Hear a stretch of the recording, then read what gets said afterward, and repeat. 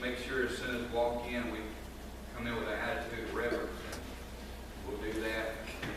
We can go this backwards with y'all, but let's keep that in mind. Lord's Supper tonight.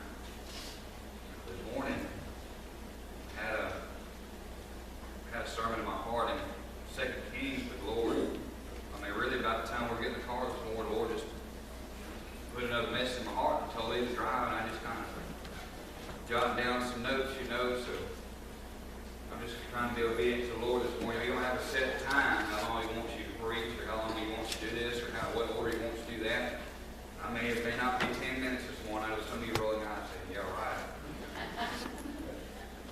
Look, I don't know what He's got planned. Let's go to Colossians 3 this morning.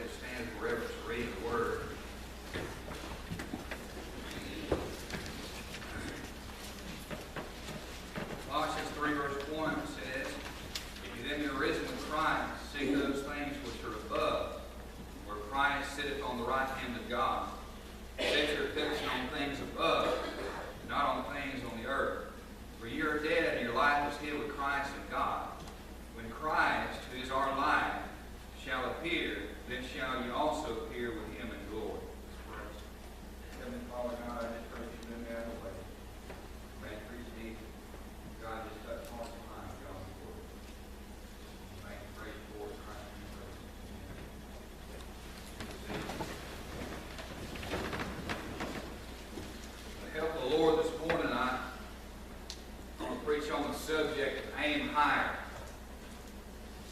Aim higher.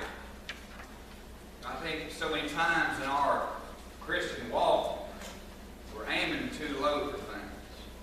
I mean, we think that things that really aren't that important, we put them on a pedestal where they are important. And the things that are important, we put them down here with the things that aren't very important. We got our priorities messed up. We need to aim higher.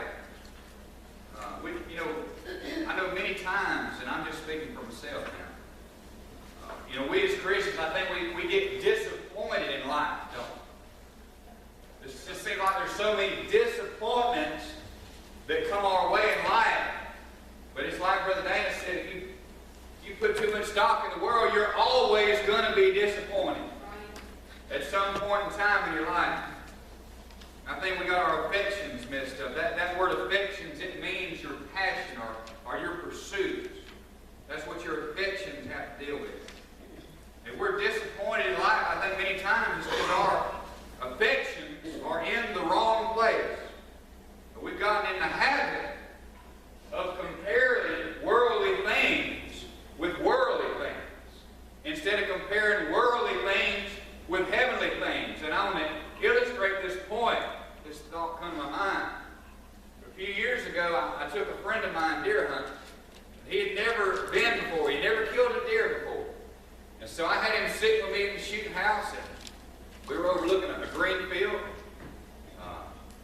We'd been there for about an hour, and three does walked out, I should say.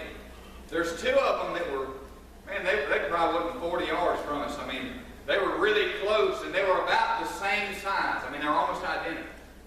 There was another doe that walked out, and it was probably over 100 yards away. It was a good deal away. Now, me being the more experienced hunter, I could tell that deer at the back was a lot bigger than the two that was up here. But when looking at it with them close and that far away, the ones closer looked bigger, but just because they were closer. And he kept wanting to shoot one of those, and I almost said, no, you need to shoot that back there, but I got thinking he may not can even hit that. So I told him, okay, And he thought it was a pretty decent sized deer because they were about the same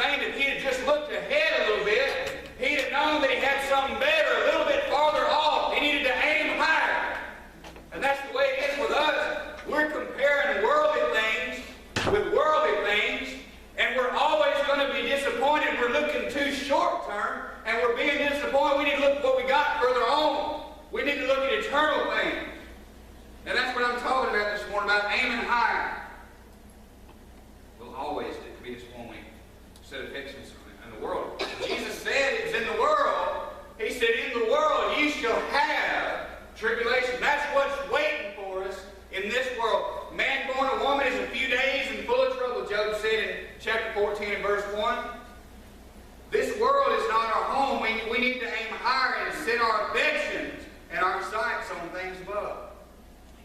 What do we need to aim for this morning?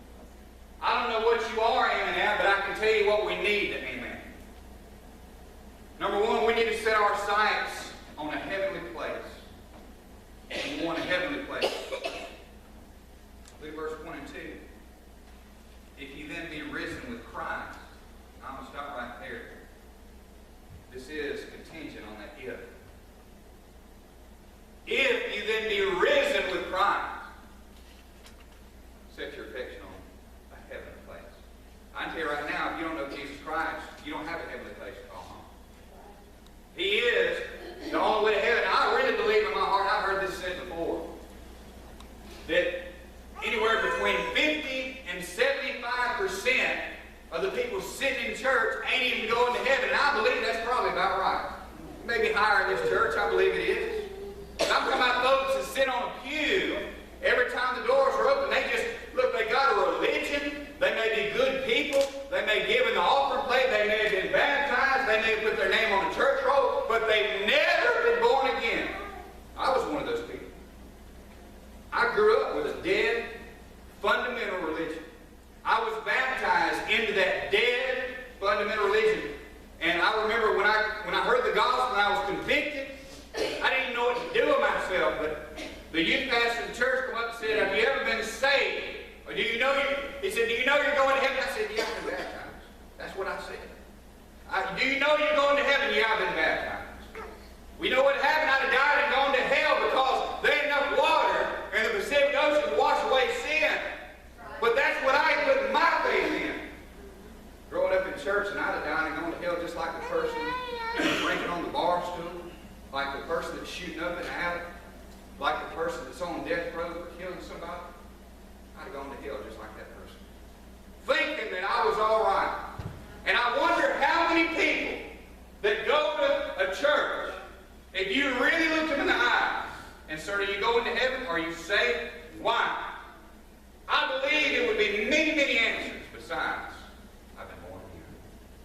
Besides, I've repented and put my faith in Jesus Christ. I'm talking about the wrong reasons. It said, if you then be risen with Christ. That's the contingency. That if makes all the difference in the world. Have you been born again? If I asked you, if you knew for sure that you're going to heaven, and your answer was yes, and I said, why? What was your answer? That's the most important thing in the world this morning. Nothing else besides that. If you don't have that down, nothing else matters. Nothing else matters. If you then be risen with Christ, seek those things which are above, where Christ sitteth on the right hand of God. And it says, set your affection on things above, not on things of the earth. We need to set our sights on a heavenly place.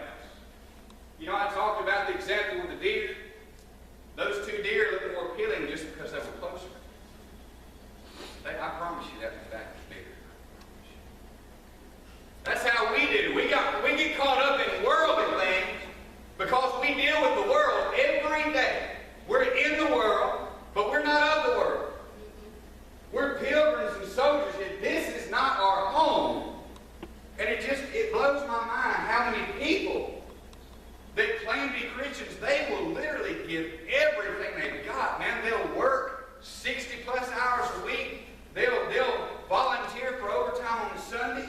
They got to have the nicest of the nicest. They got to have the newest car, the newest iPhone, the newest this and that. And I'm just like, are you content with Christ? Are you glad being saved? Or if you had all those things taken away from you, you just died with it? Look, there's nothing wrong with having stuff. I'm not saying that. But I'm just saying, where's your affection at? What is your passion? What is your pursuit? Because we get so caught up with the short term, and you know what happens? We set our sights on something, we kill it dead, and we get to see what it was, and we get disappointed. It wasn't near what we thought it was. And I tell you what, I think Bambi could have took that thing. Got disappointed because you're aiming for the short term. And let me say this, I think we're really trying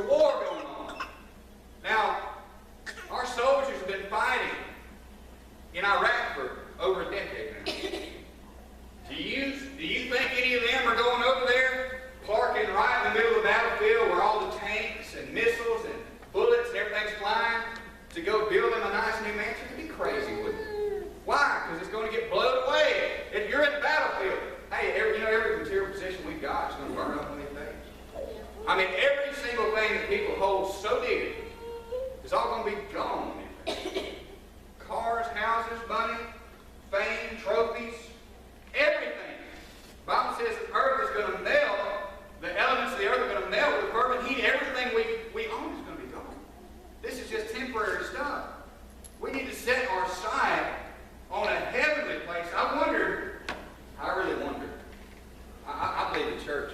I believe the church would turn this country upside down if our attitudes were more of God. How can I use this for your kingdom and your glory than God? Hey, you get some extra money in a second. Oh, I'm going to buy this. I'm going to get that for me. We need to have our mindset on a heavenly place because we're just soldiers and pilgrims here. Let me ask you this. How do you know there's a heaven?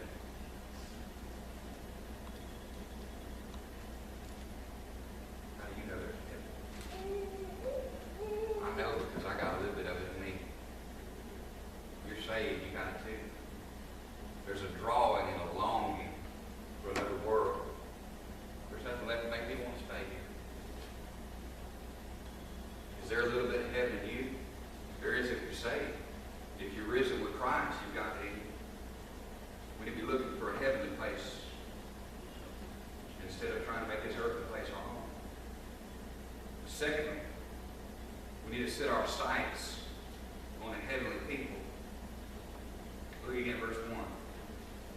It said, if you then be risen with Christ, seek those things which are above. Listen to this.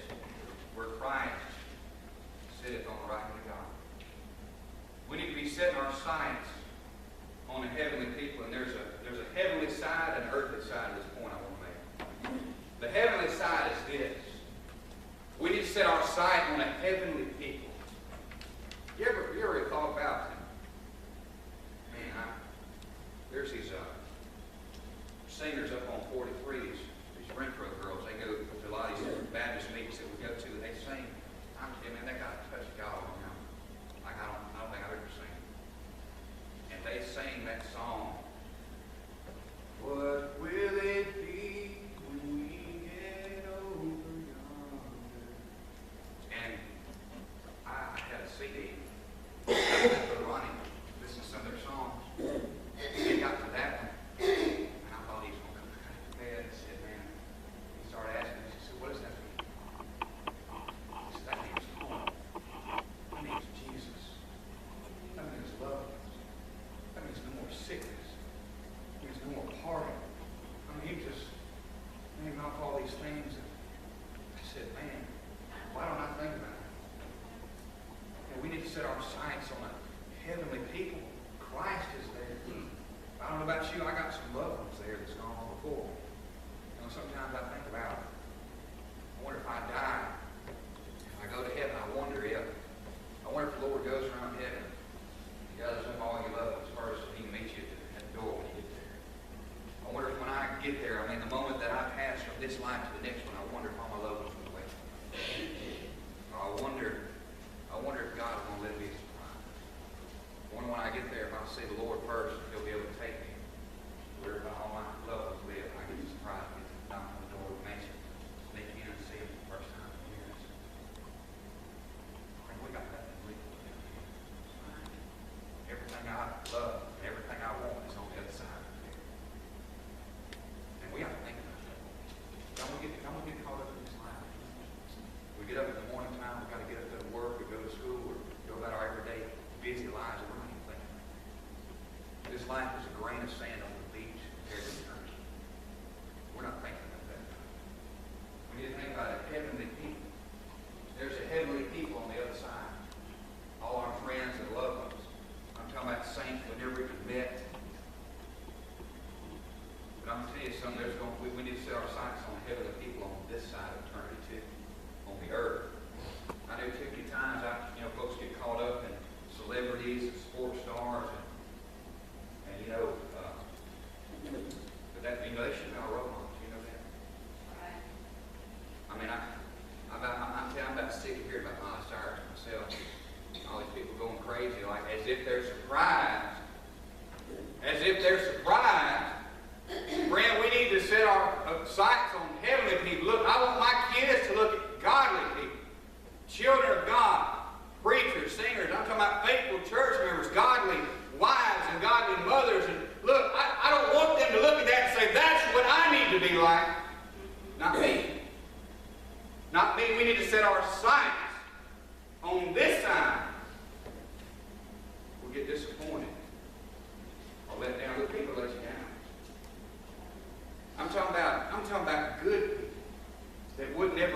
intensely want to hurt you, they're going to let you down because they're people. Look, but we need to set our sights. We need to have some role models. We need to get behind some people that are going the right way and follow their footsteps, because that's the way that our faith is passed down from faith to faith. When people look at you, by the way, you have an influence on somebody somewhere, whether it be a child or a grandchild or perhaps some kind of student, or if you're a Sunday school teacher, or you look, somebody somewhere is following you where your footsteps take you. We need to set our sight on some heavenly people in a heavenly place. Because if we look to other places and other people, we all know at this point. Thirdly, not only heavenly people, we need to set our sights on heavenly pursuits. Look at verse 4. When Christ, who is our life, now listen to that. He's talking to the saved. Remember he said, if you then be risen with Christ? He's talking to saved folks. Then he says, when Christ, who is our life.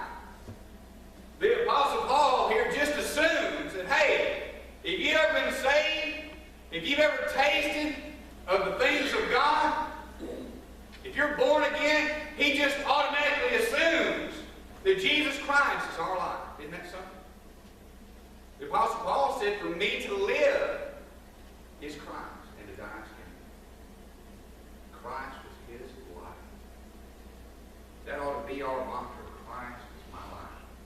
And if I lose everything else but him, I still got it good.